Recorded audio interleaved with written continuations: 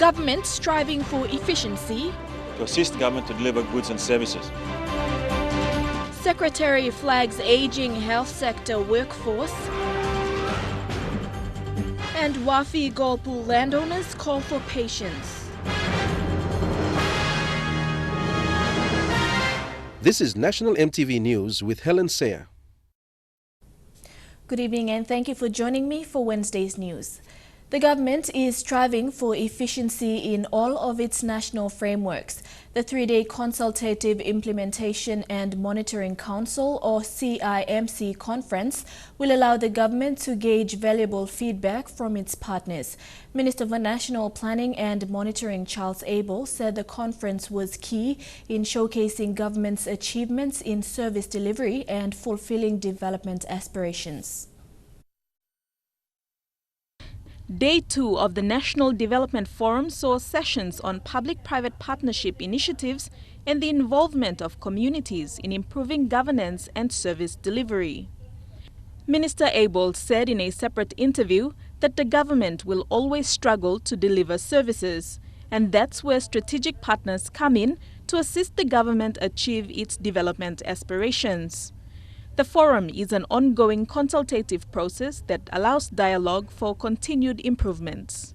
It's about highlighting those strategic partnerships to assist government to deliver goods and services. But it is also about listening to the concerns of the community so that government's policies are guided. Minister Abel also announced that the government's intentions for the 2017 national budget is to start bringing funding all the way down to ward council levels. The actual figures are yet to be announced, but he said the government feels strongly about empowering subnational governments. Through the National Planning Act and our medium-term development plan and of course the STAR strategy, we have created a simple framework, service delivery framework of government that tells us which levels of services should be at which levels of government and who is responsible for them. We now back it up with the relevant funding all the way down to ward level, and we empower our different levels of government to do some of the basic things and deliver to our people at those levels. Minister Abel said at this forum, the government articulates all its policies and asks all its development partners to assist the government improve delivery of services through this uniform network. Deli Waigeno, National EMTV News. Health Secretary Pasco Kase at the National Development Forum today highlighted the Health Department's plans to enhance existing partnerships in their drive to address the need for a new and improved health workforce. With the bulk of existing workers now reaching retirement age and our population count increasing, the Health Department is scrambling for replacements and extra hands. Kase said NDOH's partnership with churches, extractive agricultural industries, non-government agencies and international donors played a huge role in driving the health sector's operation. The industry looks to enhance its existing partnerships to develop a new kind of workforce. We now see a need to grow a multidisciplinary, well-trained health workforce within the health facilities across the country, who can promote the concept of whole person well-being across an individual's lifespan with people in all local communities. A workforce equipped to thrive in an age that increasingly depends on technology for efficiency. Re-engineering and automating all manual systems, increasing use of advanced technology and labor-saving devices such as the national handheld tablets for medical data and recording. Looking at creative and innovative ways to deliver health services, for example, training nurses to be more than just a nurse and also a community health worker. He said, however, at this stage, the shortage of staff is overwhelming. The department is considering bringing in international health workers temporarily until the country's human resource availability can support the population demand. Melissa Goviro, National EMTV News. Assembly-elected Hela Governor Francis Potape is calling for an investigation into an alleged fraudulent letter circulated yesterday by the office of Koroba-Kopiago MP Philip Undialu.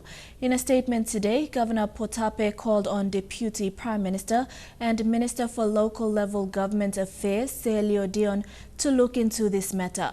Potape said the case is serious as it tampers with court proceedings and questions the office of the Department of Provincial and Local Level Government Affairs. The Assembly-elected Hela Governor held a news conference this afternoon in Port Moresby to air his concern over the fraudulent letter allegedly sent by someone referred to as the Deputy Prime Minister. The letter was addressed to Hela Deputy Governor Thomas Potape, questioning the legitimacy of some of the Assembly members who voted Francis Potape as Governor on September 13th in Tari. Mr. Undialu has already withdrawn the Supreme Court matters. He has not appealed, and that was done last week. And this letter was given this week. And I am saying this is the work of power-hungry people who are trying to cause confusion. The letter was released and circulated yesterday to media agencies with the signature of Deputy Prime Minister and Minister for Intergovernment Relations, Celio Dion. However, speaking today with EMTV News, the minister responsible denied claims of releasing the letter as it is a court matter. Celio told EMTV News the letter was orchestrated by individuals seeking attention and causing confusion for the Hela people. Governor Potape says the case is serious and Minister Dion must find those responsible. I'm now calling upon him to investigate the source of this letter because it's causing confusion, especially in Hela province at the moment. Meanwhile, Governor Potape said development levies of nearly 40 million kina will be released by the national government and will be used to complete plans by former governor, the late Anderson Nagiru. And that is funding the 3 provincial buildings, public servant housing, town roads, improvement payments, agro project at PY and many others. The Koroba-Kopiago MP could not be reached for comments. Election is not far away, and whoever is interested to run for governorship can run for governorship, and 5 years you can be the real governor. So now I am only managing the seat left vacant by late Nagiru. And so I'm asking everyone to work together. Jack Lapave Jr., National, EMTV News. Eaglewood will be the next big thing for communities along the South Fly region of Western Province. Part of OTDF's Livelihood Development Package, CEO Ian Middleton told EMTV News the Eaglewood project will help develop growth centers in the South Fly region as well as sustain livelihoods of locals beyond Oktedi's mining operations. Delivering impact projects to areas along the Community Mining Continuation Agreement corridor of Western Province remains a priority for the Oktedi Development Foundation. CEO Ian Middleton says they recognize the impact the miners had on the community and they are obliged to deliver on their aspirations. Oktedi recognises that yes, there has been an impact on the environment, there has been an impact on the people, and it's extremely important that we deliver on their aspirations. We can't deliver on our aspirations, we can't make up development. We need to make sure that we really understand the needs of communities and that we deliver on those needs. He says close dialogue with the community has helped them to implement key projects under their livelihood development package. This is our Eaglewood nursery at Nakaku. It's in what we call the Suki Fly Gogo Trust region of the South Fly. Around me here is nearly 30,000 germinating Eaglewood plants. This is part of a rubber program, a rice program, a chicken egg production program and a delta fisheries program that OTDF is now really pushing through its economic development sector. So this livelihood development program, we've picked this particular one to show all of you because I firmly believe that Eaglewood is going to be the future in Papua New Guinea. Currently, OTDF has invested in over 100,000 Eaglewood seedlings. Sam Gamoga, who has been working close with OTDF, says the Eaglewood project will sustain local communities. He says supporting infrastructures OTDF has built will also be a boost for locals to earn money rather than depending on free cash handouts from OTML. As a leader, I have a very sad heart for my people because if they are not ready today, by the time the mine closed down, we are going to go back to what we were before. This is to draw away the minds of the people. What they have is that the free cash handout mentality that they have currently. What OTDF is introducing here is to drive that mine away from the people of the CMC community. Other projects include rubber and rice farming. All of this can now be exported right from the locals' doorsteps. And we're encouraging people to get back to their land, make their hands dirty, grow, so that they can bring those products to these nearest jetties, and where the ships are going to pick up and take them to the nearest factories. Stanley Ove Jr., National MTV News. You're with National MTV News. Wafi-Golpu landowners urge authorities to await court's decision, and B-Mobile Vodafone opens SMS voting for Miss Pacific Islands pageant PNG. Stay tuned.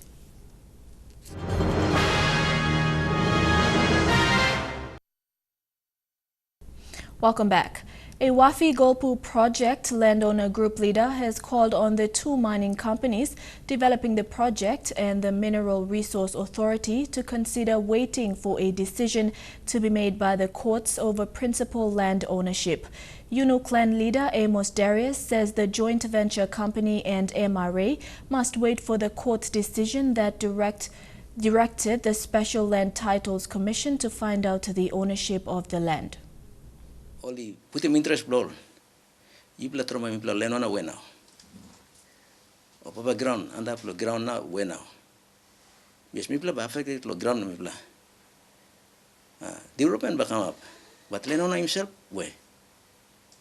This is a question now, stop you play now. So, time, me challenge the government, but today now, kind of Peter O'Neill, you stop now, you look seriously, like you blow off Wafi-Golpu before investor can develop him. Bagarap and mipla placement beksi. Time case I'm defending yet. Mipla like him also. Nesa government must speed him up isla. Case plo LTC. So that now no papa ground do Wafi-Golpu. Mipla no like him association but run him so. Mipla like a principal must come through the clan. Clan owns the land. That gives the rights to go back to mana meri lo place. The people were affected to the resource. Isla now I'm concerned on mipla. So mipla. Deputy Opposition Leader Sam Basil has called on the government to find cost-cutting mechanisms to improve the economy rather than relying on proceeds from future projects to save the economy. This was his response to comments raised by the Governor of Central Bank over the operation of the Wafi-Golpu and Frida mines. Eric Harukma with this report. Following day one of the Consultative Implementation and Monitoring Council meeting in Port Moresby, Deputy Opposition Leader Sam Basil responded to comments made by Central Bank Governor Loy Bakani on future projects in the country.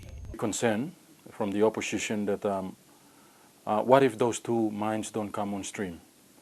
How will the government and the Central Bank Governor help make the economy better, especially the foreign exchange reserves that we are having. We used to have $4 billion US in 2012, and recently we just had 1.7 billion. He said Wafi-Golpu and Frida mines have just entered into the construction phase, and from experiences with Eden Valley mine, there are outstanding landowner issues that need to be settled. One of the environmental damage is the deposition of tailings from the mine that is causing widespread of sedimentation downstream of the Watut River, which could potentially lead to the mine's closure. The other issue is that we have had tailings problem from Eden Valley down to Upper Watut, Middle Watut and Lower Watut in sedimentation that affected their food gardens, crops, waterways, and those issues hasn't been fully addressed. The matter is still in court. He criticized the announcement by Mr. Bakani to use the bank's procurement to purchase generators and the government's plans to ask for foreign reserves. So the Central Bank Governor must really tell the people of Papua New Guinea if the Central Bank's operations is independent I don't think so. So we have seen the depletion of the foreign reserves and the hammering of the economy to the shape that we are in today. And we believe that if the central bank would have operated independently, some bad decisions by the government will not be entertained. Erika Rukma, National EMTV News. Voting is now open for the Miss Pacific Islands pageant via B-Mobile Vodafone SMS text. This follows a partnership between the mobile carrier company and Miss Pacific Islands pageant PNG. This is the first for B-Mobile Vodafone to facilitate voting for the pageant via SMS. B-Mobile Vodafone users can vote as much as they want for their favorite contestants by SMS texting the name of the contestant to 16110. This year has 6 contestants vying for the title of Miss Pacific Islands pageant PNG. Voting began at noon today and ends at 12 p.m. on Saturday. The winner will be announced as Miss B-Mobile Vodafone People's Choice Award on the crowning night. Last night, Pacific Foam and Kalapek Limited hosted its trade show night at the Lei International Hotel. The show, which has been missing for the last few years, introduced a new range of products the company is introducing into the PNG market. The products now available to PNG consumers are from household to office furniture, furnishings and an array of other traded products. The trade fair aims to show the company's ability to provide new products for a dynamic consumer market.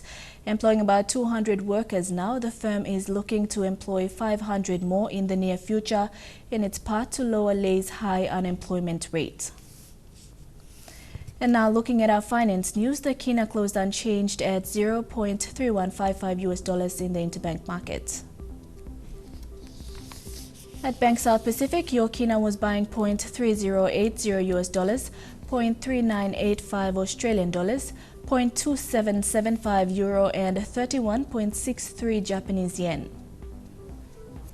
Looking at commodity prices at New York close, gold, coffee, cocoa and copra closed the day higher. Palm oil and crude oil closed higher, while copper closed the day unchanged. And on the stock market, the Dow Jones closed at 75.54 points higher. The ASX is trading at 15.7 points higher, and the All Ordinaries is trading at 3.8 points higher. You're with the news. We'll have more local stories and the lead up to the final US presidential debate. Don't go away.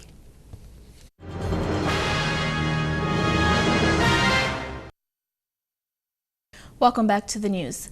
Mendi District in the Southern Highlands province will continue to build bridges for its rural people.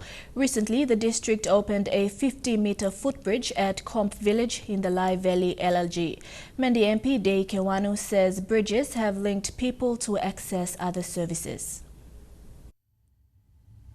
Mendi Muniu District has a challenging landscape for government services to reach rural communities. Past years, the district has also experienced flooding, resulting in most bridges being washed away. Local MP Dei Kewanu says with a whole new level of designing and mobilizing locals to build bridges, a lasting legacy is achieved for the community to benefit. So what we've done is we bought the materials, we brought them on site, and then we've distributed the materials to the affected the villages or areas where the footbridges have been washed away. So we've given them the materials. We gave them a mobilization funds of 10,000 for all the footbridges. Shown in this amateur footage, MP Kewanu and district officials opened the Comp Bridge in the Lai Valley local level government. So far, 8 footbridges have been built across the district. It's a life-changing thing for the people. I think it will benefit almost 5,000 people on this. The other one, the others along the Lai River, the Wongda, Imint,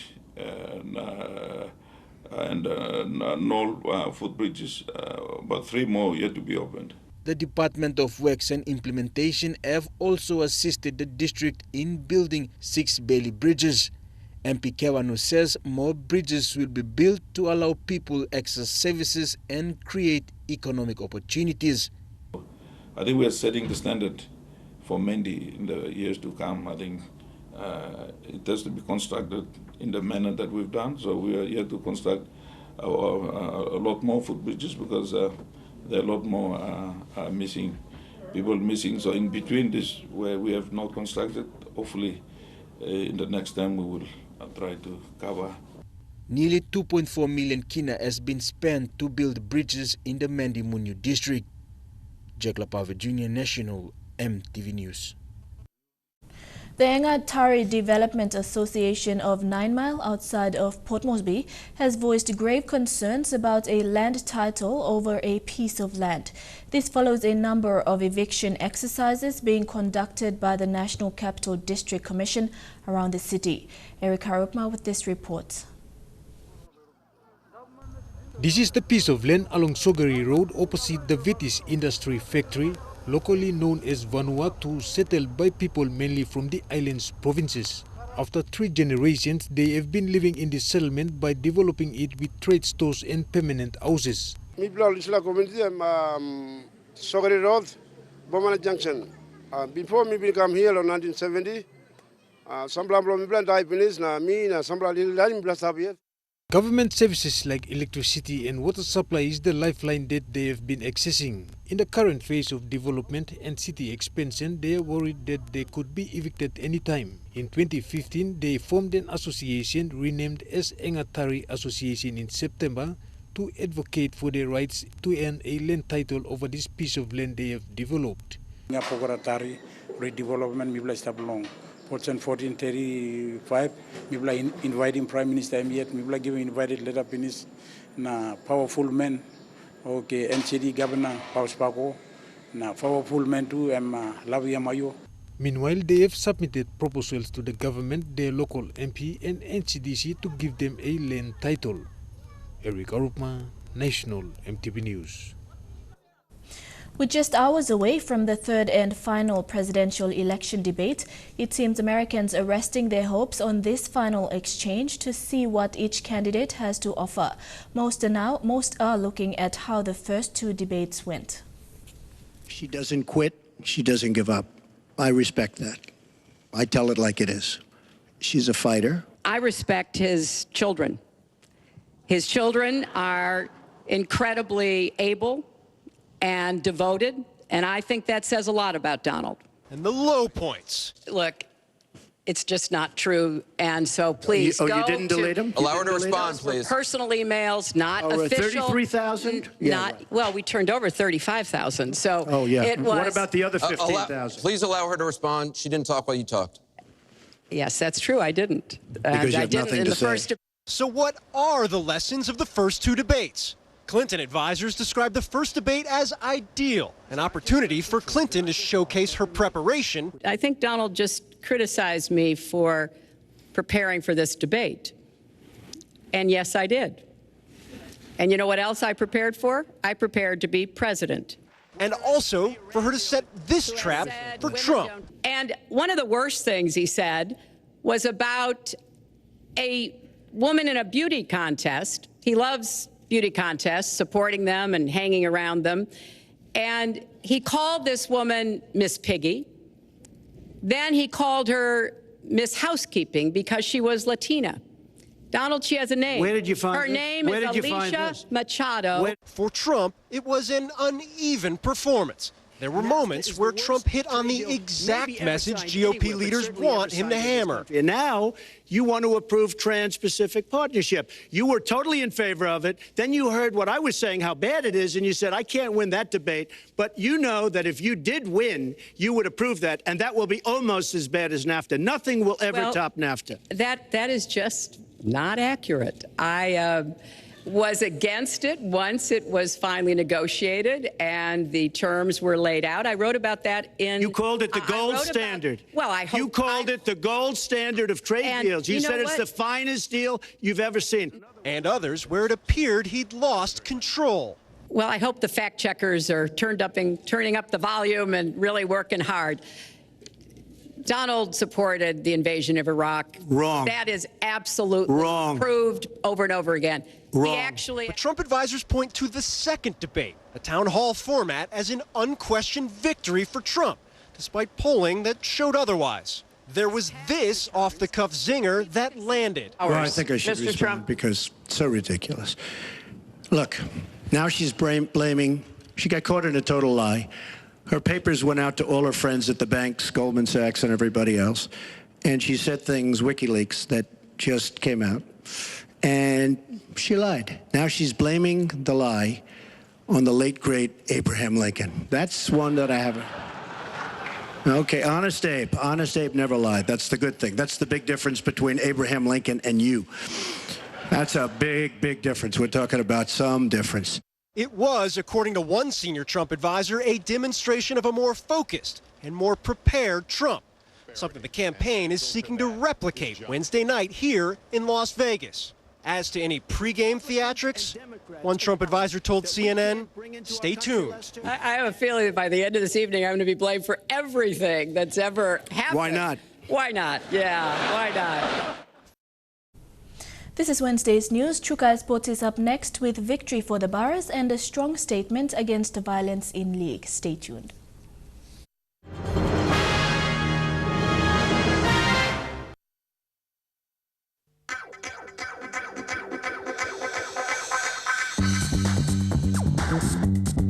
Chukai Sports.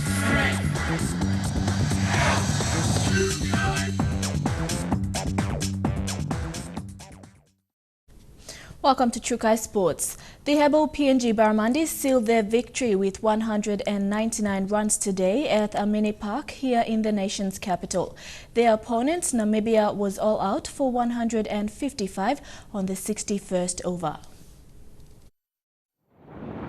After winning the toss on Sunday, skipper Asad Vala elected to bat first. A bumpy start for the Barras as the Namibians' attacks cost the home-sided top-order batsmen. The Barramundis were treading on dangerous ground by lunchtime with 3 for 68. However, Vala's running streak continued to secure 134 runs for the Barramundis and a century for himself. The first innings concluded on Monday with the Barramundis all out for 311 after 96 overs. The second innings saw the Namibians chasing 311. By the end of day 2, Namibia was trailing Barramundis by 165 runs. Namibia captain Cyril Berger's healthy 57 runs were not enough to improve the chase.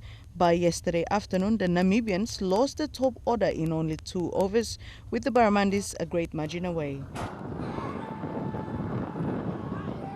And moments later were 8 for 95.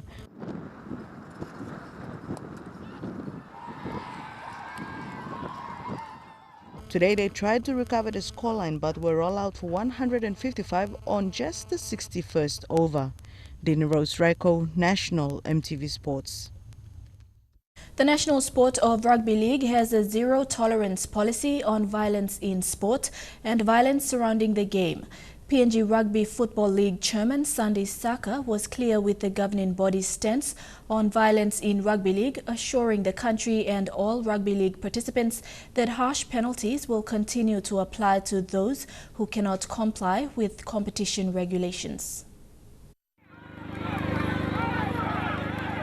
On-field and spectator violence has become a recurring affair in the code of Rugby League, a concern not only for the Rugby League fraternity but the governing body as well. We've had a zero-tolerance policy on violence, both on and off the field, and you would have seen that that policy has actually taken root in a couple of the decisions that have been made previously with the Digital Cup and recently with what's happened at a couple of league games. Chairman of the PNG Rugby Football League, Sandy Saka, has continuously condemned the acts of violence within and surrounding the game. It is something that we've taken on seriously over the last 2 years. We keep stating it, and it was actually a resolution passed at the AGM that violence in the sport will not be tolerated at all levels of the sport. It is unfortunate it keeps happening, but as soon as it happens, we've put in measures to respond to it proactively to ensure that we send a message out that the sport or the public at large will not condone and we don't tolerate violence in the sport. While stern penalties have been recently applied to players who have breached the code of conduct, Saka says these are bandage solutions. And, set rules, try to enforce rules and intimidate people into complying. But that's just band-aid solution. We've got to look at the long-term investment to address this thing, and the only way we can do that is to go and plant good seeds down at the junior level so that the kids, when they become footballers or referees or when they grow up that way, we're not just educating the players but the supporters of the kid in the culture of rugby league. Now, Sandy Saka has assured that PNG RFL will maintain their stern stance on their zero tolerance of violence in the code. Moving forward, he has also assured that harsh penalties will continue to apply to players who cannot simply comply with the player code of conduct. Lorraine Genia, National EMTV Sports. Plans for the Kumuls and Rajianas preparations to the Rugby League World Cup 2017 are underway. PNG RFL will be meeting with the board to finalize preparations for both teams leading up to the World Cup. After the PNG RFL board meets, they will appoint a head coach for the national women's team. The new coach will prepare the team for the World Cup and will be involved in talent identification. We've got what happens is at this time of the year we work through our programs for next year. So we've done our plan for the men's program, we've done our plan for the women's program. We're rolling out the next thing we'll be appointing immediately after the board meets next time is a coach for the national women's team who will be actually taking charge and leading the program. The Kumuls and Rajianas preparation programs for 2017 will be held around the same time. The programs for the teams will be finalized when the board meets. He will run concurrently with the men's program, the camps that will be running. So the calendar for next year for both the men's and women's will be finalized and ratified at the next board meeting when we hope to. A Kumuls camp was to be held at the end of this year, but has been deferred to February 2017. The 24-man Kumuls team will be finalized in September next year, a month before the World Cup. There will be 2 pool camps and 3 international matches in the lead-up to the World Cup. All the boys that come into camp, there's the May test against Samoa and Sydney in May. We're looking at another heat-out after the PM's 13. We're looking at another heat-out with one of the teams that will be participating in the actual World Cup. The World Cup ticket pricings and match schedules will be made known to the public once a Rugby League World Cup local organizing committee is set up in Port Moresby. That committee will actually take charge of the whole thing, logistics, security, accommodation, venue management, all the things. So once that is set up, we should be in a position to talk about ticket pricing and all these things. So on the PNG side of the local organizing committee for the 2017 Rugby League World Cup has not been finalized yet, but we hope it will be done by before the end of November this year. And PNG celebrate a famous victory. Their country will be going off. Elijah Labette, National EMTV Sports. The second leg of the 2018 World Cup qualifiers next year remains a daunting task for PNG men's national team, the couples. However, head coach Flemin Sertslev has recruited 6 new players into the squad as it prepares for their first meet with Tahiti in March next year. PNG coach Flemin Sertslev has included Ley City Dwellers midfielder Troy Gunemba, his elder brother Raymond, Nigel Debinyaba and Norbert Biki. Other new faces include Giwi Simon, Kenneth Pailau, John Ray and Kepo brothers Kolu and Nathi from Central. The 5 Solomon Islands-based players include skipper David Mutha, forward Tommy Sammy, defenders Korea Kupaiga, Daniel Joe from Marist FC, and Michael Foster from Malaita King FC. Also included in the squad are New Zealand-based Raymond Gunemba and Australian-based Nigel Debinyaba. This will be the first of the 2 camps scheduled for this year, with the second camp in November. This will see the squad finalized for next year's World Cup qualifier, with the couples already securing a second friendly against Malaysia in November. PNG have been pulled in alongside heavyweights Tahiti and Solomon Islands. The winner of the second leg of this qualifier will take on South America's 5th place team for a spot in the 2018 FIFA World Cup in Russia. Shane Saroya, National EMTV Sports.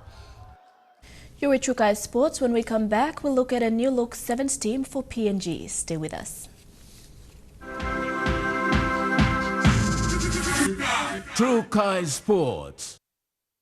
Welcome back to Chukai Sports. The PNG Rugby Football Union have announced a new-look Sevens team for the upcoming Oceania Sevens Championship in Fiji next month.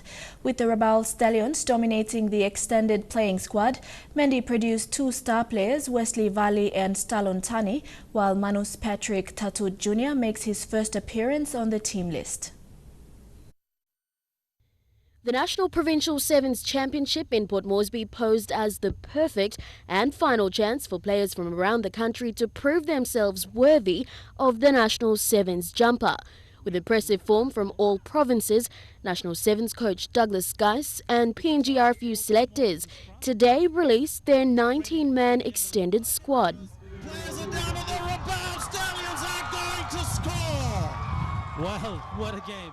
The Rabaul Stallions, who have been a strong Sevens province, dominated the list with Arthur Clement, Hensley, Peter, Willie Terang as obvious features, while their standout backs Jason Pitbang, Max Farley and Mali Pitana were the only selections from Morbe Rugby Union. AROB's Jimmy Pahia and Nathan Baramun also made the cut, while Arma's Guy Rokapana also featured alongside Patrick Tatut Jr. from the Manus province. Manus first strike right under the stick. The same player from yesterday, number 50. You know, having the Export 7 series around the countries, we were able to identify a lot of players, and to see them all play together at one venue here in Port Moresby, I really give the coaches and, you know, both men and women to finalize their squad before the Oceania Sevens next month in Fiji.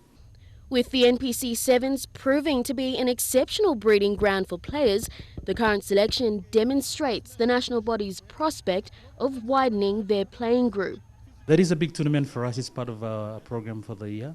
It's the Oceania Sevens that will be hosted in Fiji on the 11th and 12th in Suva.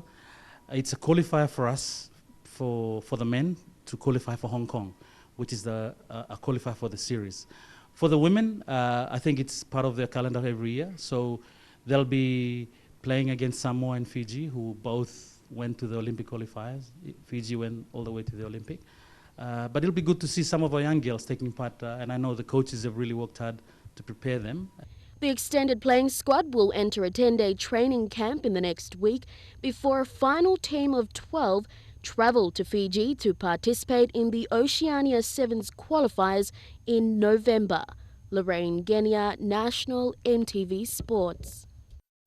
2 tries from Kangaroo centre Greg Inglis has helped Australia see off a willing Kiwis outfit 26-6 in a Four Nations warm-up test at Perth's NIB Stadium.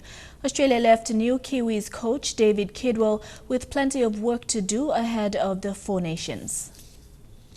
New Kiwis coach David Kidwell admits he has a lot to learn following his New Zealand side's comprehensive loss to Australia in his first test match in charge. We learned some harsh lessons there today. There were a lot of ball handling errors for the Kiwis as they struggled all throughout the match. I thought, we dropped a bit too much ball, and we backed it up at times, but if you keep doing it against a quality side like Australia, they will score points. Kidwell took over from Stephen Kearney less than a month ago and admitted one of his mistakes was not giving more game time to Delium winner Jason Taumalolo. A harsh lesson for myself. First time in the job, I've got to look at that. And, I didn't purposely leave him on there. Canberra Raiders star winger Jordan Rapana says they will have to work very hard on their defence if they want to win the Four Nations. As good as they played, a lot of their tries were lucky. They got a couple good bounces and whatnot. You can't really stop that. The Kiwis leave for the Four Nations campaign on Wednesday, and they will have to take the lessons from the 26-6 defeat with them as they seek to defend their crown. Elijah Lavette, National EMTV Sports. And that's a wrap for Chukai Sports. We'll be back with the weather details after the break. Chukai Sports.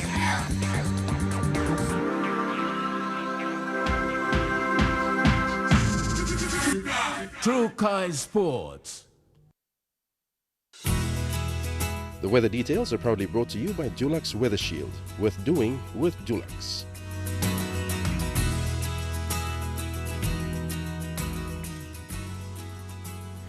Looking at the weather forecast for tonight and tomorrow in the southern region, partly cloudy with chances of afternoon thundery showers in Port Moresby, partly cloudy with chances of afternoon rain showers in Daru, thundery showers easing into rain showers in Kerema, chances of passing showers by afternoon in Alotau, and cloudy with chances of afternoon thundery showers in Popondetta.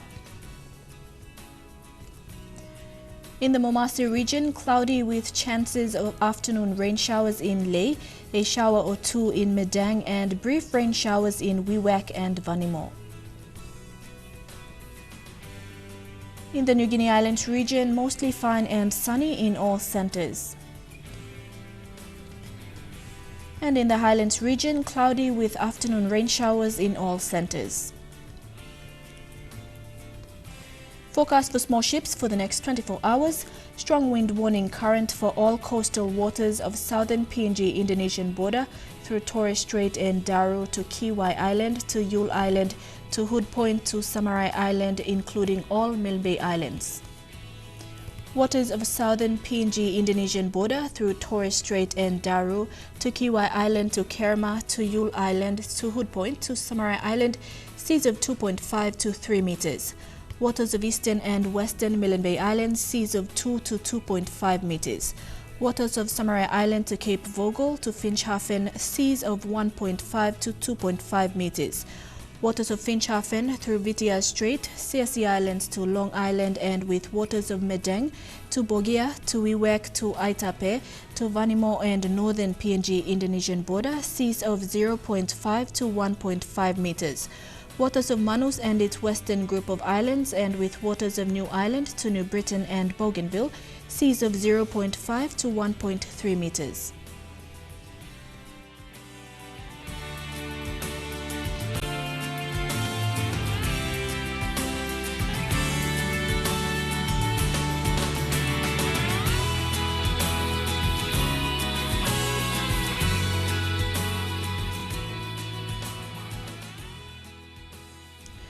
Ocean forecast for PNG areas. In the Coral Sea, seas rather rough to rough with southeast winds at 25 to 34 knots. In the Solomon Sea, seas slight to rather rough with southeast winds at 10 to 25 knots. In the Bismarck Sea, seas slight with southeast winds at 10 to 15 knots. And in the Pacific Ocean, seas slight with southeast winds at 10 to 15 knots.